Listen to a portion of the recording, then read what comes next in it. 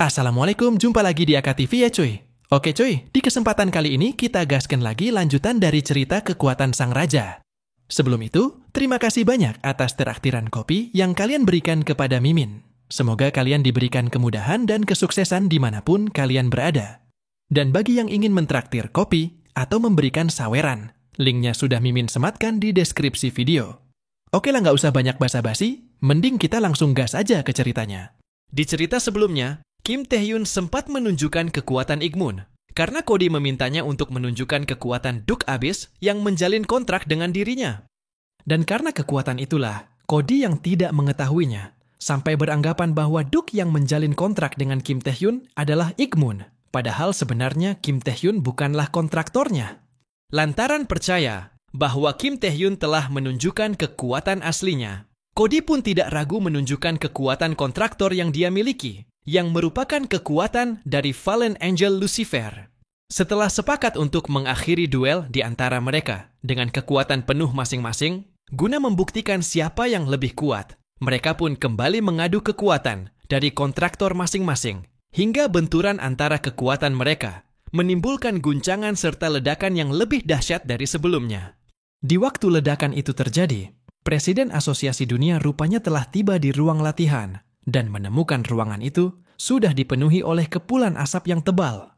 Saking tebalnya asap di sana, dia sampai kesulitan untuk menemukan Kim Tae-hyun dan Kody.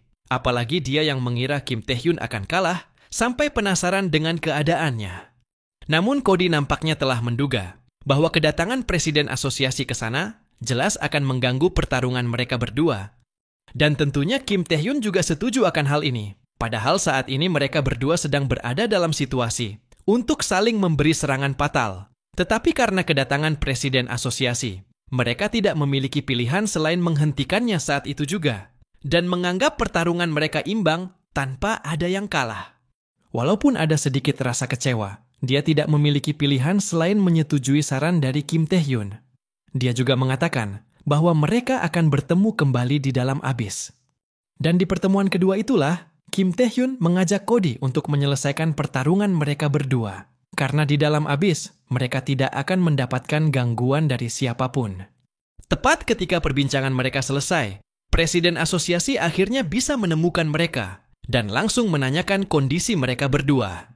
Lalu Kim Tae-hyun dengan santainya pergi dari sana, sembari membalas pertanyaan tersebut dan meminta maaf atas kekacauan yang telah mereka buat. Tetapi Presiden Asosiasi mencoba untuk menghentikannya karena dirinya memiliki beberapa pertanyaan, apalagi dia tidak dapat merekam bagaimana pertarungan mereka. Namun Kim Tae-hyun tetap memilih pergi. Bahkan dia sedikit pun tidak menoleh kepada Presiden Asosiasi karena ia merasa sekarang adalah waktunya untuk pergi ke Abyss. Dan sekarang kita dibawa langsung ke Abyss, tepatnya di wilayah kekuasaan suku Busquin. Dan inilah jawaban yang benar mengenai siapa kontraktor dari Kim Tae-hyun. Terlihat, sebuah ledakan yang entah dari mana datangnya, tiba-tiba langsung menjebol salah satu ruangan dari istana itu. Hembusan dari ledakan tersebut seketika memadamkan semua lilin yang ada di dalam sana.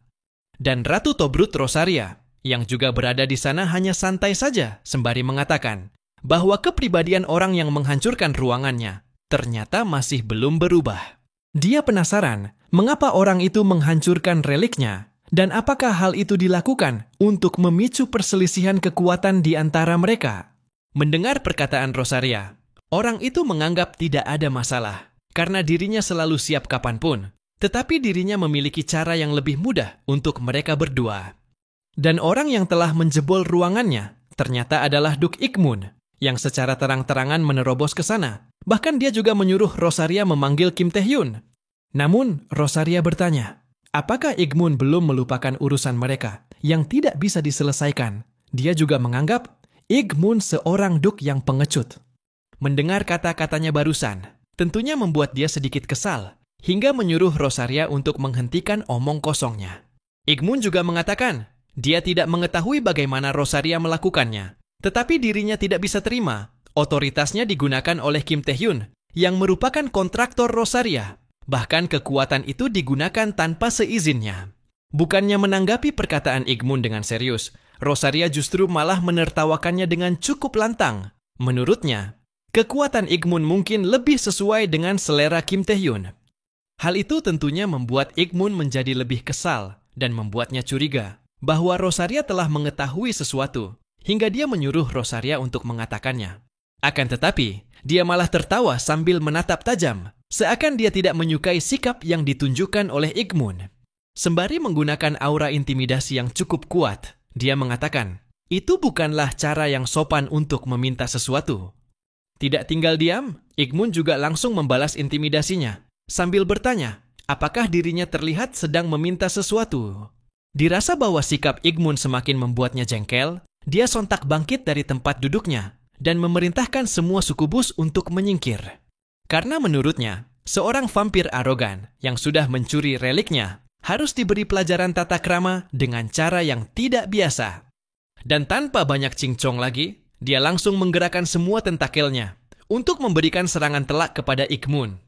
Tetapi nampaknya, serangan barusan tidaklah berdampak apapun. Yang ada Ikmun malah mengatakan, jangan pikir makhluk busuk seperti Rosaria bisa mengomentari etika orang lain. Setelah melontarkan perkataannya barusan, dia langsung menciptakan sejumlah senjata tajam dan langsung mengerahkan semuanya untuk melakukan serangan balasan. Sembari menghancurkan semua senjata tajam yang mengarah kepadanya, Rosaria mengatakan bahwa asal-usul mereka berdua tidaklah jauh berbeda. Tepat ketika Rosaria melontarkan perkataannya, Ikmun rupanya telah mempersiapkan sebuah senjata yang lebih besar dari ketinggian sebagai serangan kedua yang akan segera dia hantamkan kepada Rosaria yang saat ini sedang berada di bawahnya. Namun sayangnya, Rosaria yang terlebih dahulu menyadari hal itu langsung menarik kakinya untuk menggagalkan serangan skala besar yang akan merusak istananya. Setelah menggagalkan serangan barusan, dia langsung menariknya dan menghantamkan Ikmun ke lantai dengan cukup keras. Dalam keadaan Ikmun yang masih terkapar di lantai, Rosaria langsung melompat setinggi mungkin, sembari menggumpalkan sejumlah tentakelnya menjadi lebih besar.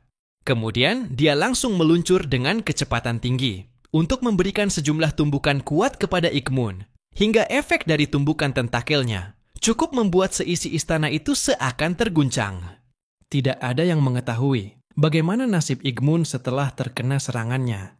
Bahkan, Rosaria juga hanya menemukan genangan cairan merah di atas lantai yang berlubang akibat hantaman kuat yang dia lancarkan untuk mengalahkan Ikmun. Namun, ketika dia tengah mencari-cari keberadaan Ikmun, sejumlah duri tajam seketika menusuk ke setiap inci bagian tubuhnya, layaknya seperti sebuah ranjau yang sengaja dipasang di balik genangan itu. Dan secara tidak terduga, Ikmun tiba-tiba muncul dari dalam cairan merah yang ada di lantai. Dia bertanya, apakah kekuatan yang ia gunakan merupakan sesuatu yang dibuat oleh penerus Rosaria? Sembari mengayunkan senjatanya tepat di dekat leher Rosaria, Ikmun menyuruh untuk melaporkan hal ini secara diam-diam. Jika tidak, senjata itu akan langsung memotongnya. Akan tetapi, Rosaria dengan santainya bertanya, apakah Ikmun sudah lupa akan kekuatan sesungguhnya yang ia miliki? Tepat setelah menanyakan hal itu, seisi tempatnya seketika berubah seperti semula. Seolah ada sebuah dimensi yang sejak awal menutupi sekitarnya. Dan keadaan di sana seketika berubah. Seakan-akan tidak pernah terjadi sesuatu. Bahkan pertarungan mereka seakan tidak pernah terjadi. Ternyata sejak awal, Ikmun telah terkena skill personal space yang mampu membawa kesadaran target ke dalam zona virtual yang terbentuk dari ilusi. Dengan ilusi tersebut, Rosaria mampu mempermainkan kesadaran targetnya sesuai dengan yang dia inginkan. Mengetahui bahwa dirinya telah terkena ilusi, dia sempat mengatakan, keindahan seperti ini dipermainkan oleh orang seperti Rosaria. Itu sungguh hal yang memalukan. Menurut Rosaria, situasi saat ini berbeda ketika Ikmun mengambil wujud melalui tubuh kontraktornya. Ini adalah alam di mana kekuatan Shrine Maiden berada di puncaknya. Jangan harap Ikmun bisa mengalahkan dirinya dengan sebuah avatar, dan bukan dengan tubuh asli. Mendengar perkataan itu, Ikmun lantas berniat untuk memanggil tubuh aslinya. Namun Rosaria tidak akan membiarkan hal itu terjadi. Dia kembali mengatakan, jika Ikmun sangat penasaran, pasti akan memohon kepada dirinya. Tetapi demi masa lalu, dirinya akan memberikan sedikit informasi. Dirinya akan memberikan alasan, mengapa Kim Tae-hyun bisa menggunakan kekuatan Ikmun dan menggunakan otoritasnya padahal tidak terikat dengan sebuah kontrak. Rosaria lantas menanyakan, apakah Igmun mengingat seorang manusia yang membuat semua Duk berlutut kepadanya? Bukankah ada seseorang yang mengklaim kekuatan seluruh Duk? Seperti yang Igmun ketahui, Kim Tae-hyun yang telah menjalin kontrak dengan dirinya sang suku Buskuin adalah kunci menuju orang itu. Entitas yang disebut sebagai orang itu kemungkinan adalah King itu sendiri ya cuy. Sementara di saat yang sama, tepatnya di Korea, Kim Tae-hyun terlihat mendapatkan panggilan dari asosiasi, sehingga dia langsung bergegas ke sana. Dan setibanya di sana, dia ternyata telah ditunggu oleh Marcus dan beberapa player Amerika. Kim Tae-hyun yang sempat menaruh kecurigaan kepada mereka, lantas menanyakan apa yang diinginkan dari dirinya. Melihat bagaimana situasi Amerika, Marcus sontak menundukkan kepala dan mengatakan langsung ke intinya. Yang mana Marcus mengatakan bahwa Asosiasi Amerika secara resmi meminta bantuan dari player Kim Tae-hyun, yang merupakan player nomor 2 dunia. Mendengar permintaan tersebut, dia sempat menebak bahwa Amerika mengalami suatu masalah yang cukup serius. Marcus pun lantas membenarkan, dan dia mengatakan bahwa salah satu player terbaik Amerika yang memasuki lapisan terdalam abis telah menghilang. Pihak Amerika telah bekerja sama dengan Asosiasi Player Dunia untuk melakukan pencarian ke lapisan terdalam abis, yang tentunya hanya tim pencarian yang mengetahui keadaan di sana. Namun naasnya, tim pencarian yang terdiri dari 4 player rank SS ternyata telah disapu bersih oleh penghuni kedalaman abis. Dan keempat player itu adalah Dylan Gray, Daniel Harrington, Alexandra Feju, dan Eden Simon. Mereka semua kini telah dinyatakan tewas. Mendengar kabar tersebut, tentunya membuat Kim Tae-hyun sontak sangat terkejut. Lalu Marcus mengatakan kembali, mereka tidak lagi bisa memastikan keselamatan player yang menghilang, tetapi Cody tetap tidak percaya hingga bisa memastikannya sendiri. Sehingga Cody memutuskan untuk pergi ke abis seorang diri, dan mereka yakin Cody juga pasti akan berada dalam bahaya. Jadi karena itulah Amerika meminta tolong kepada Kim Tae-hyun. Sekilas Kim Tae-hyun memikirkan, insiden di mana 4 player rank SS dibantai di kedalaman abis, bahkan di kehidupan sebelum regresi, insiden itu merupakan hal yang mengejutkan. Tetapi waktu itu, tidak ada yang menyebutkan bahwa mereka adalah tim pencarian, dan tidak ada yang mengetahui siapa sebenarnya player yang telah menghilang itu. Lantaran penasaran, dia lantas menanyakan siapa player yang telah menghilang tersebut. Dan Marcus mengatakan bahwa player rank SS yang telah menghilang itu ternyata adalah Ricky Harris. Sementara pembicaraan mereka berlangsung, keadaan berpindah ke suatu tempat di kedalaman abis, di suatu tempat yang lebih mirip seperti tahanan, yang terlihat dijaga ketat oleh sejumlah monster. Dan Ricky Harris yang dikabarkan tidak diketahui keselamatannya, ternyata masih hidup dan ditahan di sana. Hanya saja dia berada dalam kondisi yang tidak memungkinkan untuk bisa membebaskan diri. Akankah Cody bisa membebaskan Ricky sebelum Kim Tae-hyun pergi menyusulnya? Nantikan bagaimana kelanjutan ceritanya hanya di AKTV. Semoga terhibur dan sampai jumpa di lain waktu.